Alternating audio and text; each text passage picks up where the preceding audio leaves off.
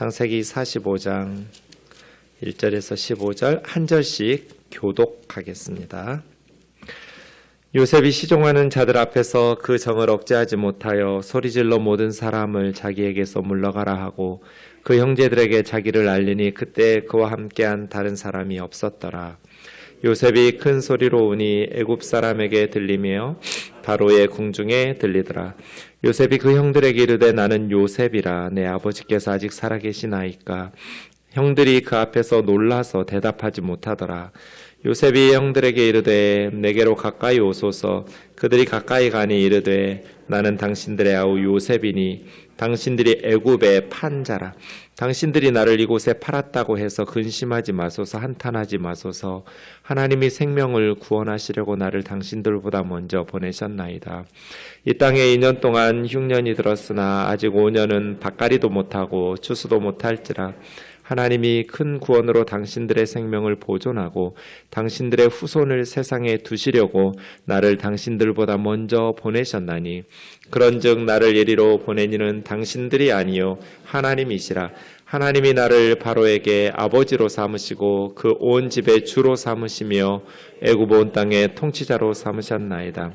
당신들은 속히 아버지께로 올라가서 아뢰기를 아버지 아들 요셉의 말에 하나님이 나를 애굽 전국의 주로 세우셨으니 지치 말고 내게로 내려오사 아버지 아들들과 아버지의 손자들과 아버지의 양과 소와 모든 소유가 고센 땅에 머물며 나와 가깝게 하소서. 흉년이 아직 5해가 있으니 내가 거기서 아버지를 봉양하리이다. 아버지와 아버지 가족과 아버지께 속한 모든 사람에게 부족함이 없도록 하겠나이다 하더라고 전하소서. 당신들의 눈과 내 아우 베냐민의 눈이 보는 바 당신들에게 이 말하는 것은 내 입이라. 당신들은 내가 애굽에서 누리는 영화와 당신들이 본 모든 것을 다 내 아버지께 아뢰고 속히 모시고 내려오소서 하며 자기 아우 베냐민의 목을 안고 오니 베냐민도 요셉의 목을 안고 오니라. 같이요. 요셉이 또 형들과 입맞추며 안고 오니 형들이 그제서야 요셉과 말하니라. 아멘. 자리에 앉으셔서 기도하겠습니다. 하나님 아버지, 이른 새벽 우리를 깨워 주님 앞에 기도의 자리로 모아주시니 감사합니다. 예배당에 모여서 또 흩어져 가정에서 함께 이 시간 예배하고 주님 앞에 기도할 때 우리 가운데 주님이 함께하여 주옵소서. 예수님의 이름으로 기도하옵나이다. 아멘. 오늘은 요셉의 비전에 대해서 말씀을 묵상하도록 하겠습니다. 그동안 배웠던 것을 복습하겠습니다. 하나님의 말씀은 잊어버리면 도움이 안 돼요. 그때는 은혜 받고 좋았는데 시간 지나면 잊어버리면 남는 게 없으면 우리에게 도움이 안 되겠죠. 잊어버리지 않으려면 어떻게 해야 될까요? 반복해야 돼요. 누구나 시간이 지나면 잊어버리죠. 그런데 반복해서 기억하면 다시 기억하고 다시 기억하고 하면서 이제 완전히 잊어버리지 않을 정도로 기억할 수 있게 되어요. 자, 3가지가 중요하다고 그랬어요. 비전은 사람들이 이루고 싶은 꿈이 아니라 사람들을 통해서 이루고 싶어 하시는 하나님의 꿈입니다. 성경은 그걸 비전이라고 그래요. 저와 여러분을 통해서 이루고 싶어 하시는 하나님의 꿈이 우리 비전인 거예요. 우리 우면동 교회를 통해서 이루고 싶어 하시는 하나님의 꿈이 우면동 교회 비전인 거예요. 비전에 있어서 중요한 것은 준비하는 거예요. 네, 선생님이 되도록 어떤 사람이 비전을 하나님의 꿈을 가지고 있었다면 좋은 선생님으로 잘 가르치고 학생들을 사랑하는 선생님으로 준비돼야겠죠. 준비되는 게 중요해요. 비전은 삶에 무엇을 줘요? 열정을 줘요. 네, 잘했어요. 우리 어제는 아브라함의 비전에 대해서 보았어요. 아브라함 통해서 이루고 싶어 하시는 하나님 꿈은 뭐였어요? 아브라함을 믿음의 조상으로 만드는 것을. 믿음의 조상. 왜 갈대아 우르에서 떠나라고 말씀하시냐면 그 바벨탑을 쌓았던 사람들이 하나님을 제거하고 사람들의 힘으로 안전과 명예와 성공을 추구했기 때문이에요. 거기서 떠나라. 그럼 이제 아브라함 누가 지켜줘요? 가족도 없고 친척도 없는데. 그래서 아브라함은 자기 아내 사례를 2번이나 빼앗겼어요. 이게 얼마나 괴로운 일이겠어요. 하나님만 붙들고 아브라함은 믿음으로 살아야 돼요. 아브라함이 순종했기 때문에 이스라엘이라는 믿음의 공동체가 만들어졌어요.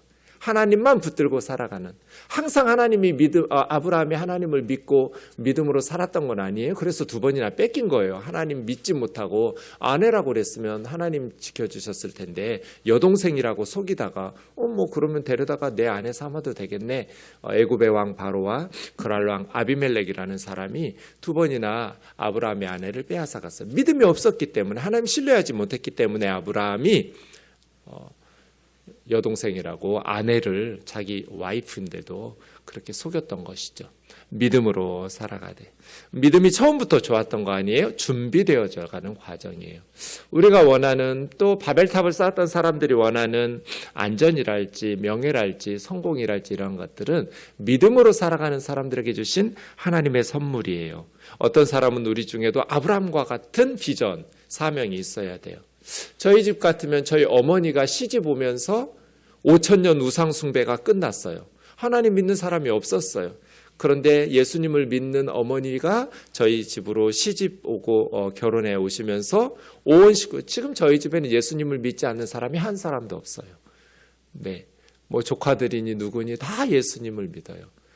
한 사람도 예수 믿는 사람이 없었는데 바벨탑 쌓은 사람들처럼 믿음의 어머니가 시집 오면서 다 예수님을 믿는 아브라함과 같은 사명을 가진 거죠. 여기 오늘 예배드리는 우리 교우들 중에도 아브라함처럼 예수 믿지 않던 가정을 믿음의 가문, 믿음의 공동체로 만들어내는, 5,000년 우상 숭배를 끝내고 이제 예수님 믿고 하나님 믿는 가정으로 만들어내는 그러한 사명을 힘들지만 잘 감당해내는 분들이 많이 있지요. 네, 나라도 마찬가지예요. 어제 말씀드렸지만 70년 전에 일본으로부터 해방된 우리나라는 안타깝게도 북한과 남한으로 갈려졌어요. 그때 선택이 중요했어요. 남한은 아브라함처럼 하나님을 섬기는 믿음의 공동체를 이루는 선택을 했어요. 근데 북한은 바벨 공동체 사람들처럼 하나님을 제거하고 결국은 김일성을 하나님 우상 숭배하듯 섬기는 그런 나라로 지냈어요. 70년이 지난 후에 그 다음 사진은 똑같은 장소를 찍었어요. 1950년에 찍은 사진이고요. 그 다음 올해 이제 70여 년 지난 올해 찍은 사진은 아닌데 지금 서울의 모습이에요. 1950년에 서울이 저랬어요. 아무것도 없었어요. 세상에서 가장 가난한 나라 중에 하나였어요. 그런데 지금은 세상에서 가장 잘 사는 나라 중에 하나, 세상 사람들이 부러워하는 나라가 되었어요. 많은 나라 젊은이들이 한국의 노래를 따라 부르고 한류의 한국의 영화를 보고 세계가 부러워하는 나라로. 그런데 북한은 어때요? 세상 사람들이 북한을 부러워하는 사람은 아마 정신 이상한 사람 빼고는 없을 거예요. 북한 사진은 제가 안 보여주려고 그래요. 그냥 가슴 아프니까. 선택이죠. 70년 전에 북한이 남한보다 훨씬 잘 살았어요. 그런데 무엇을 선택했느냐?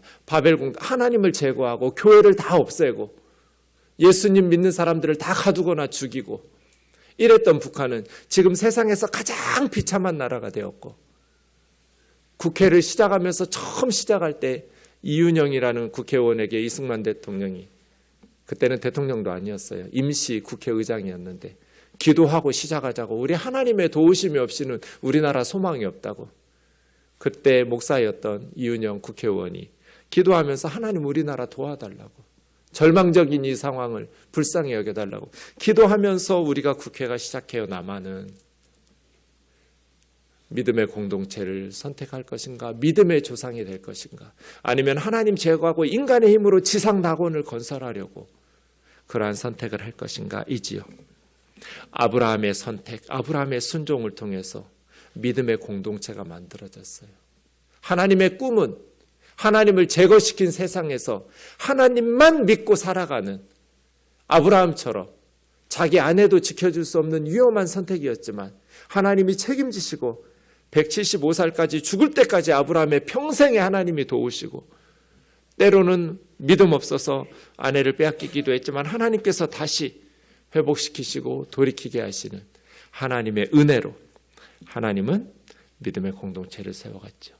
요셉의 비전은 무엇일까요? 요셉을 통해서 이루고 싶어 하시는 하나님의 꿈은 무엇이었을까요? 요셉은 아브라함과 그의 아들 이삭과 이삭의 아들 야곱과 야곱의 아들 요셉이에요. 그러니까 아브라함의 증손자, 이삭의 손자, 야곱의 아들 이렇게 되어 있어요. 요셉을 통해서 이루고 싶어 하시는 하나님의 꿈은 애굽의 총리로 만드는 거예요. 요셉을. 당시에 세계에서 가장 강대국이 애굽, 이집트예요. 요셉은 애굽의 총리가 되어서 가족과 여러 나라 백성들을 구원하는 꿈을 하나님께서 요셉을 통해서 이루기를 원하셨어요. 자, 이제 하나님께서 요셉은 몰랐죠. 애굽의 총리가 될 것이라고는 꿈에도 생각해 보지 않았을 거예요. 그냥 아버지랑 함께 가나안 땅에서 가족들과 함께 살다가 죽을 거라고 생각했겠죠.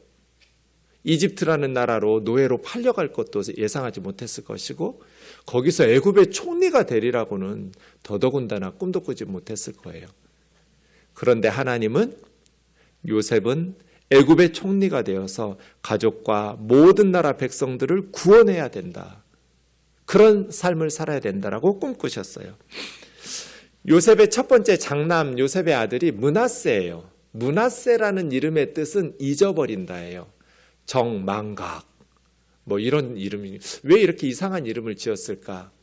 그 앞에 설명을 보면 나의 모든 고난과 우리 아버지 집에서 겪었던 모든 일들을 잊어버릴 거야. 하나님께서 이제 요셉이 얼마나 힘들게 살았는지 고난받으면서 상처받으면서 힘들게 어려서부터 살았는지 첫 번째 아들 이름을 잊어버린다는 거예요. 잊어버린다. 므낫세. forget이에요. 이제 하나님의 은혜로 그 많은 고난과 아팠던 기억과 상처들을 잊어버리게 해주셨다. 참 요셉이 어떻게 살았길래 얼마나 고난이 많았고 얼마나 힘들게 살았길래 아들 이름을 므낫세라고 지었을까? 잊어버린다고 지었을까? 우선 요셉의 가정을 보면 아버지가 야곱이라고 그랬는데 아버지 야곱에게는 아내가 4명이 있었어요. 요셉은 아버지는 1명인데 어머니는 4명이에요. 예. 레아, 비라, 실바, 라헬. 요셉을 낳아준 어머니는 라헬인데 자기 동생 베냐민을 낳다가 죽었어요. 엄마가. 그러니까 요셉은 어린 시절에 자기를 낳아준 엄마는 없는 거예요. 그리고 자기 위로 형이 10명이에요. 형들이 10명이고 동생이 1명이고 11번째예요. 12명의 야곱의 아들 중에. 그런데 엄마가 없는데 자기 아버지 야곱이 요셉을 사랑했어요. 왜냐하면 엄마도 죽고 없고 또 아버지 야곱이 제일 사랑했던 아내가 라헬이거든요. 요셉의 엄마였어요.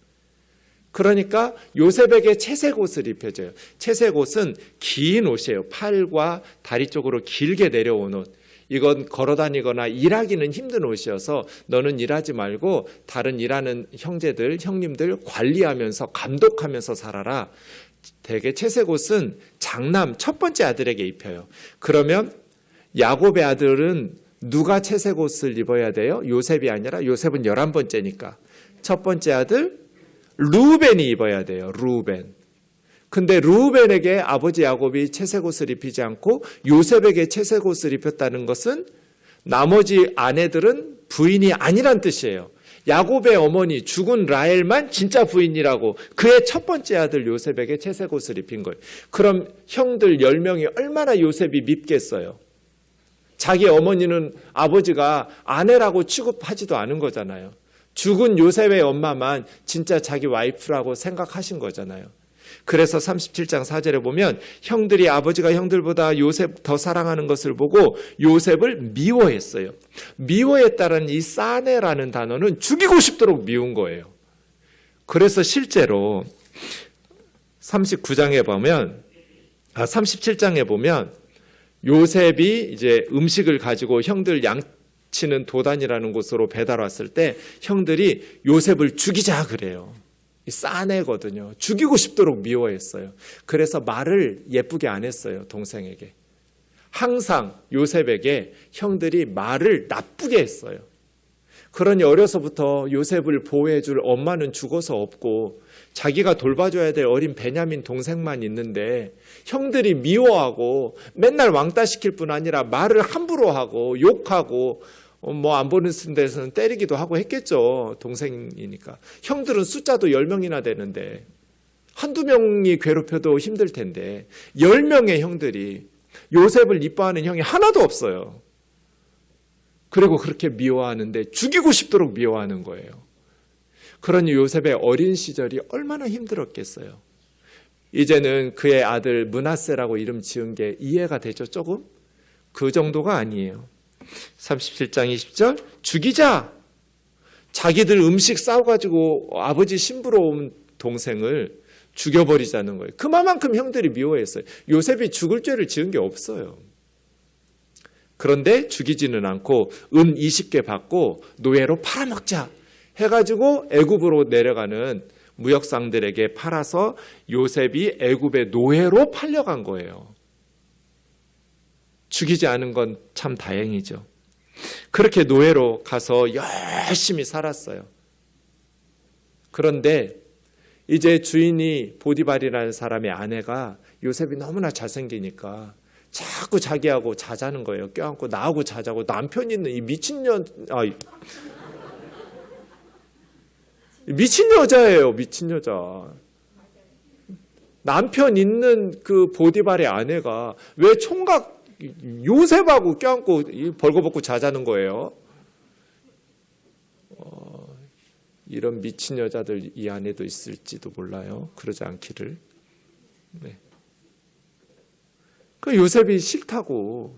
나 그렇게 죄짓기 싫다고.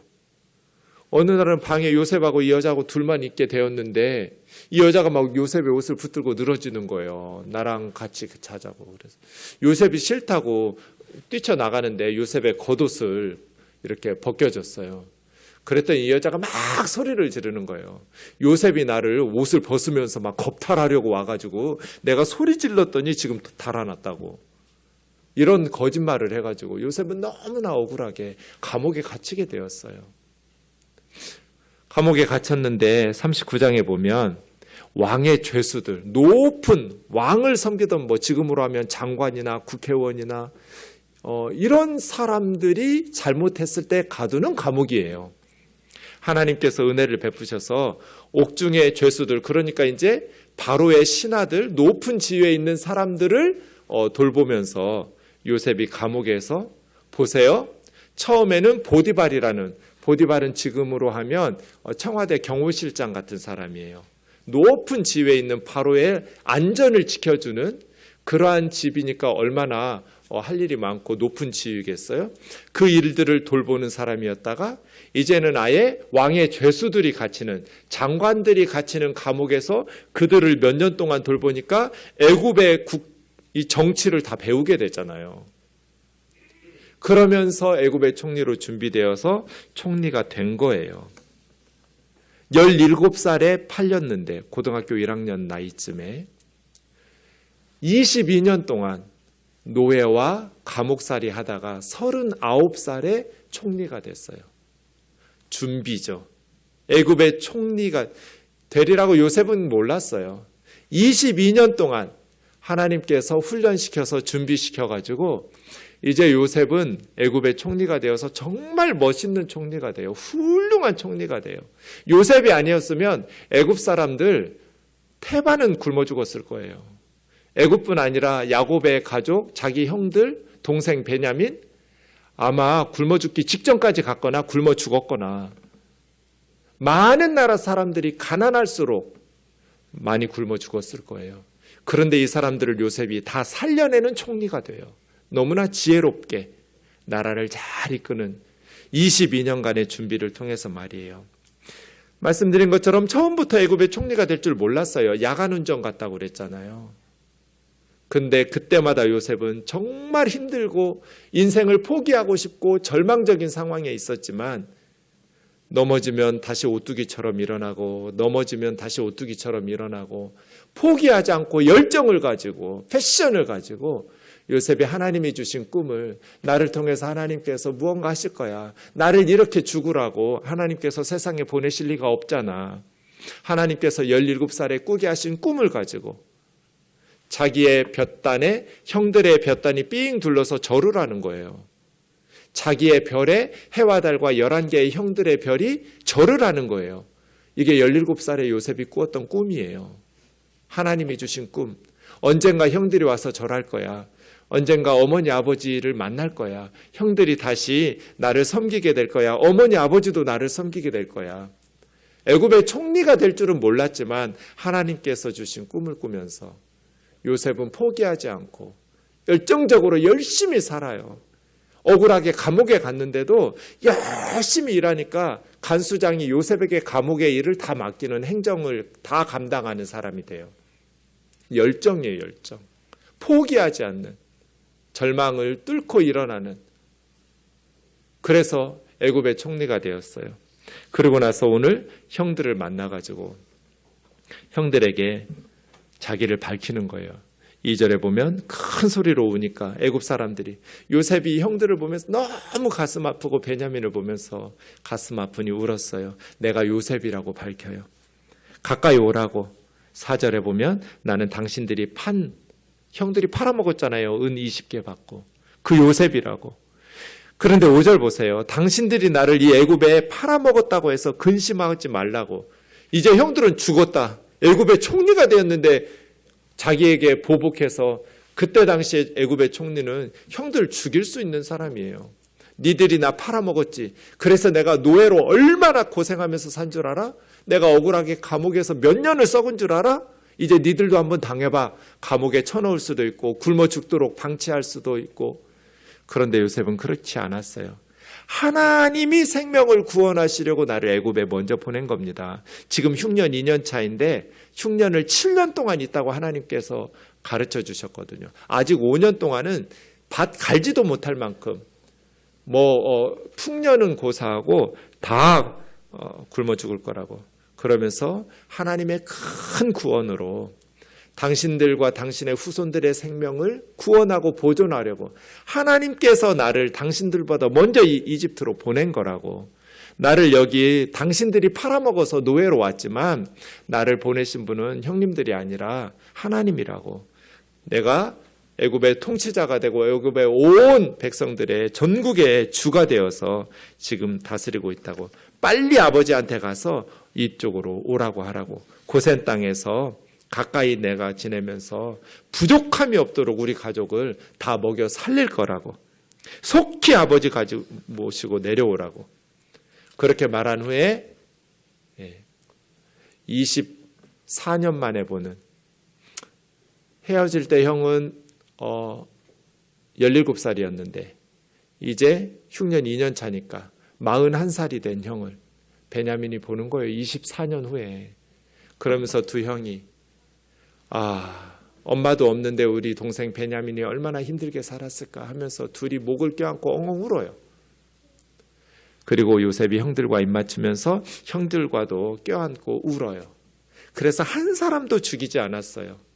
형들 한 사람도 때리지 않았어요. 감옥에 보내지 않았어요. 형들을 먹여 살리고 다 생명을 구원했어요. 정리해 보세요. 비전의 성경적인 원리. 비전은 사람들이 이루고 싶은 꿈이 아니라 그 사람을 통해서 이루고 싶어 하시는 하나님의 꿈이다. 하나님은 요셉을 애굽의 총리로 삼아서 많은 사람들과 자기 가족을 구원한, 요셉이 아니었으면 형들 천국에 간 사람 몇 명 없을 것 같아요. 야곱의 아들들은 믿음을 다 잃어버리고 가나안 사람들처럼 살았을 거거든요. 요셉 때문에 요셉의 가정, 야곱의 가정이 다 천국에 갈 수 있게 된 사람이에요. 비전에 있어서 중요한 건 준비하는 겁니다. 그 준비가 요셉에게도 너무나 힘들었어요. 되게 준비하는 건 힘든 일이에요. 새벽부터 일어나서 공부해야 되고 밤 늦게까지 잠 못 자고 실력을 길러야 되니까요.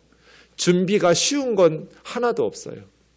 누구에게나 혹독한 준비의 과정을 겪었지만 열정, 패션을 가지고 포기하지 않고 하나님의 도우심을 힘입어서 잘 준비했을 때 요셉은 지혜로운 총리가 되었고 가족과 애굽과 주변 나라 사람들을 구원해내고 살려내는 하나님의 사람이 되었어요.